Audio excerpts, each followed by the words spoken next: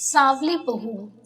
सुरभि एक सांवली लड़की थी, लेकिन वह सांवली होने के बाद भी बहुत होनहार और काबिल थी।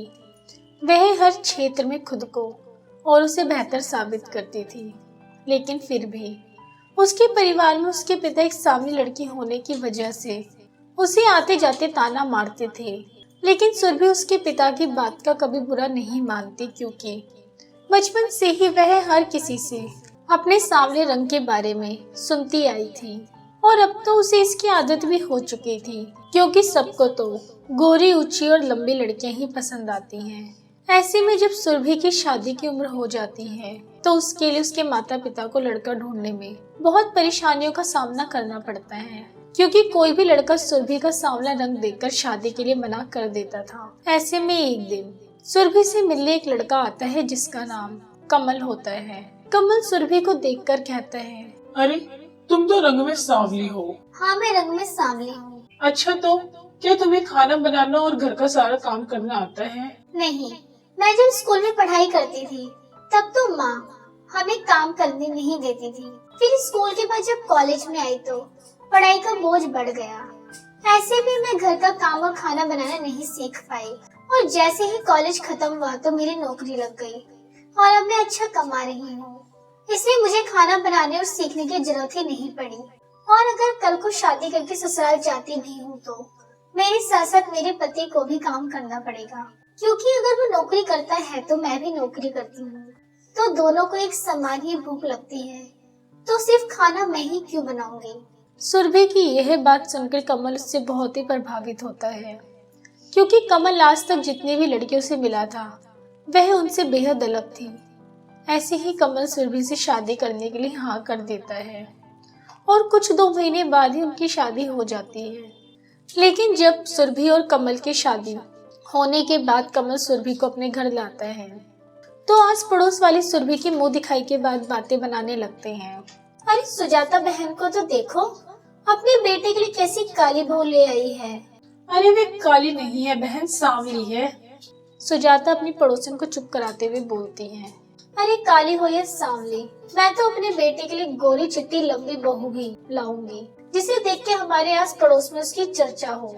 ऐसे ही अब सुरभि की सास को भी लगने लगता है। उसने अपने इकलौते बेटे कमल की शादी एक सांवली लड़की से कर गलती कर दी और उस दिन वो भी सुरभि को ताना देने लगती है। अरे पता नहीं कौन से मुहूर्त में मेरे बेटे ने इस सांवली लड़की को पसंद कर लिया। आस पड़ोस के लोग कितनी बातें बना रहे हैं कि मेरी बहू सांवली है। मुझे तो गोरी चिट्टी बहू ही लानी थी, लेकिन मेरे बेटे ने सांवली लड़की सुरभि को पसंद कर लिया। फिर हम क्या ही करते। अरे सुजाता, क्यों इतना चिढ़ रही हो? देखो, हमारी बहू सांवली जरूर है, लेकिन वह बहुत काबिल है। देखा नहीं तुमने अपनी पत्रकारिता में उसने कितनी सिद्धियां हासिल की है। सुरभि के ससुर अपनी पत्नी से कहते हैं, हाँ हाँ, आपको तो अच्छा ही लगेगा आपके बेटे ने जो पसंद की है। तुमसे तो बात ही करना बेकार है। ऐसा सुरभि के ससुर अपनी पत्नी से कह के वहाँ से चले जाते हैं। लेकिन अब सुरभि की सास उसको घर में रहने तो देती थी, लेकिन उसको दिल से अपना नहीं पाई थी। ऐसे में एक दिन सुरभि बहुत खुश होकर घर आती है और उसकी खुशी देख के सास सुजाता कहती है, देखो तो इस सांवली को, फुदक तो ऐसी रही है जैसे कोई तोप मार कर आई हो। और सुरभि अपनी सास को जवाब देती है, जी माँ जी, तो भी तो मार कर आई हूँ, लेकिन कल मेरा मुख्यमंत्री जी के साथ मीटिंग होने वाला है, आप मुझे टीवी पर देखेंगे। और यह सुन सुरभि का पति कमल बहुत खुश होता है, उसे बधाइयाँ देता है। और अब वहाँ बुआ जी भी भागी हुई आती हैं और सभी के सामने कहते हैं, अच्छा बहू, बधाई हो तुम्हें, लेकिन अपने चेहरे पे थोड़ा सा मेकअप पोत कर जाना ताकि तुम्हारा सांवला रंग गोरा हो जाए। दरअसल ऐसा कहकर वे सुरभि की खिल्ली उड़ाती हैं, लेकिन सुरभि को कोई फर्क नहीं पड़ता। वह बुआ जी को कहती है, बुआ जी जरूर, क्यों नहीं। और फिर दूसरे ही दिन सुरभि का इंटरव्यू मुख्यमंत्री जी के साथ होते। टीवी पे सुरभि के मायके वाले और ससुराल वाले साथ ही उनके आस पड़ोस वाले भी देख रहे थे। फिर जब सुरभि इंटरव्यू खत्म करके घर लौटती है तो आस पड़ोस वाले सभी सुरभि और परिवार को बधाइयाँ देने उसके घर पहुंच रहे थे। सभी सुरभि की बहुत तारीफ कर रहे थे। अब सुरभि के सांवले रंग के बारे में नहीं, लेकिन सब उसके टीवी में हुए मुख्यमंत्री जी और उसके इंटरव्यू के बारे में बातें करते हैं। लेकिन सुरभि की सास सुजाता तो अभी भी सुरभि को नहीं अपनाती।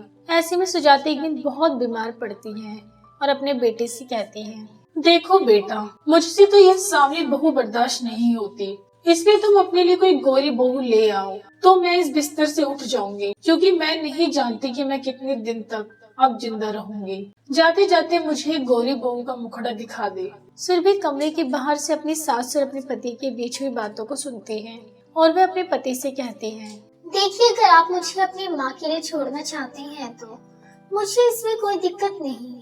मैं इतनी काबिल हूँ कि आपसे अलग होने के बाद भी अपना गुजारा कर अकेले रह सकती हूँ।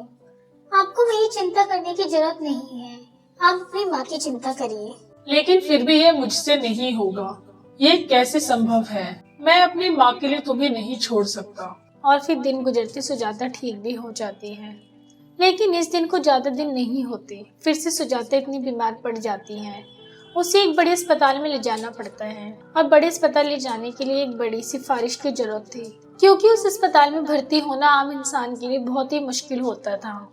ऐसे में सुजाता को बड़े अस्पताल में भर्ती करना नामुमकिन था। लेकिन सुरभि ने अपने मुख्यमंत्री के पीए को फोन किया और उनसे सिफारिश लेके अपनी सास को बड़े से अस्पताल में भर्ती करा दिया। फिर कुछ ही दिनों में सुजाता ठीक होकर घर वापस आई तो उसने देखा कि कमल ने एक गोरी चिट्टी लड़की के साथ शादी कर ली थी। लेकिन वह देखकर भी अब सुजाता खुश नहीं थी और वह अपनी पहली सांवली बहू सुरभि के बारे में पूछने लगी। तो बेटे ने जवाब दिया, हाँ माँ, वह तो मुझे छोड़कर चली गई। वह मुझे तलाक देकर अलग अकेली रहने चली गई, क्योंकि वह इतनी काबिल थी कि वह अपना घर लेकर खुद अकेले अपना जीवन गुजार सकती थी। बस हम ही उसके लायक नहीं थे। वो सिर्फ आपकी बातें सुनकर मुझे तलाक देकर चली गई। और यह सुन सुजाता को बहुत दुख होता है। उसे अपनी काबिल बहू को खोने का दुख भी होता है, उसे अपने किए हुए पछतावा भी होता है। और अब तो आस पड़ोस वाले भी सुजाता को बुरा भला कहने लगते हैं, क्योंकि सुजाता ने अपनी एक बहुत ही काबिल बहू को खो दिया था।